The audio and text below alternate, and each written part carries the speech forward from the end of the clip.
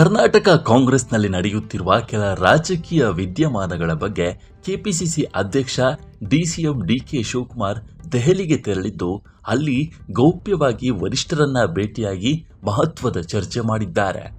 ಬಳಿಕ ದೆಹಲಿಯ ಕರ್ನಾಟಕ ಭವನದಲ್ಲಿ ಮಾಧ್ಯಮಗಳ ಜೊತೆ ಮಾತನಾಡಿದ ಡಿಕೆ ಶಿವಕುಮಾರ್, ದೆಹಲಿಗೆ ನಾನೇನು ಗಾಳಿ ಕುಡಿಯೋದಕ್ಕೆ ಬಂದಿಲ್ಲ ಅಂತ ಕಾಮಿಡಿ ಮಾಡಿದ್ದಾರೆ.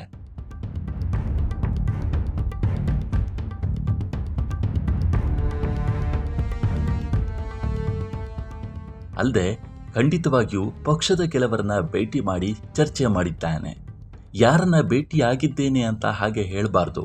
ವರಿಷ್ಠರನ್ನ ಭೇಟಿಯಾಗಿ ಚರ್ಚೆ ಮಾಡಿದ್ದು ನನ್ನ ಕೆಲಸ, ನಾನು ಮಾಡ್ತಿರ್ತೇನೆ. ಪಕ್ಷದ ವಿಚಾರವಾಗಿಯೂ ವರಿಷ್ಠರ ಬಳಿ ಚರ್ಚಿಸಿದ್ದೇನೆ ಅಂತ ಹೇಳಿದ್ದಾರೆ.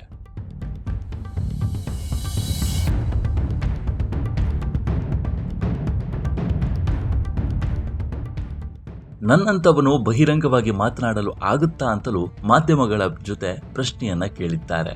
ಇದರೊಂದಿಗೆ ಡಿಕೆ ಶಿವಕುಮಾರ್ ಯಾರನ್ನ ಭೇಟಿ ಮಾಡಿದ್ದು, ಯಾಕಾಗಿ, ಯಾವ ವಿಚಾರವಾಗಿ ಚರ್ಚೆಯನ್ನ ಮಾಡಿದ್ದಾರೆ ಅನ್ನುವ ಗುಟ್ಟು ಬಿಟ್ಟುಕೊಟ್ಟಿಲ್ಲ.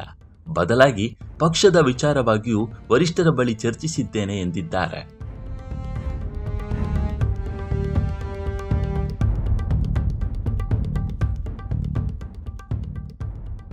ಆದರೆ ಯಾರನ್ನ ಭೇಟಿಯಾಗಿದ್ದೇನೆಂದು ಹಾಗೆ ಹೇಳಬಾರದು ಅಂತ ಹೇಳಿಕೆ ನೀಡಿರುವುದು ಸಂಚಲನ ಮೂಡಿಸಿದೆ.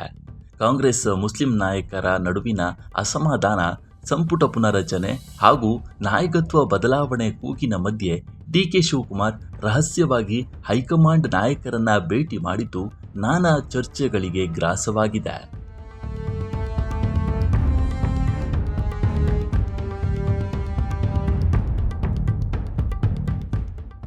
ಇದಲ್ಲದೆ ದೆಹಲಿಗೆ ನಾನೇನು ಗಾಳಿ ಕುಡಿಯೋದಕ್ಕೆ ಬಂದಿಲ್ಲ ಅಂತ ಕಾಮಿಡಿ ಮಾಡಿದ ಡಿಸಿಎಂ ಡಿಕೆ ಶಿವಕುಮಾರ್, ಯಾರಿಗಾದರೂ ನೀರು ಕುಡಿಸ್ತೀರಾ ಸರ್ ಅಂತ ಮಾಧ್ಯಮಗಳ ಪ್ರಶ್ನೆಗೆ ಬಿಸಿಲು ಇದೆ, ನೀರನ್ನ ಕುಡಿಬೇಕಿದೆ ಅಂತ ಮಾರ್ಮಿಕವಾಗಿ ಉತ್ತರವನ್ನ ಕೊಟ್ಟಿದ್ದಾರೆ. ಜೊತೆಗೆ ಸಿಎಂ ಆಪ್ತ ಸಚಿವರ ಸಭೆ ಕುರಿತು ನನಗೆ ಯಾವುದೇ ಮಾಹಿತಿ ಇಲ್ಲ, ಯಾರು ಆಪ್ತರು ಯಾರು ಆಪ್ತರಲ್ಲ ಅಂತ ನಂಗೆ ಗೊತ್ತಿಲ್ಲ. ಸಿಎಂ ಆಪ್ತ ಸಚಿವರ ಸಭೆ ಬಗ್ಗೆ ನಾನು ತಲೆ ಕೆಡಿಸಿಕೊಳ್ಳಲ್ಲ ಅಂತ ಖಡಕ್ಕಾಗಿ ಉತ್ತರವನ್ನು ಕೊಟ್ಟಿದ್ದಾರೆ.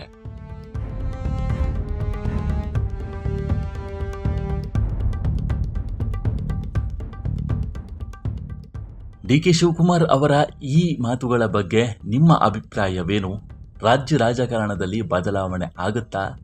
ನಾಯಕತ್ವ ಬದಲಾವಣೆ ಕೂಗು ಮತ್ತೆ ನೆರವೇರುತ್ತಾ?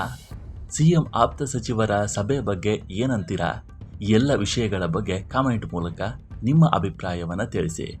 ಮತ್ತೊಂದು ವಿಡಿಯೋದಲ್ಲಿ ಸಿಗೋಣ. ನಮಸ್ಕಾರ.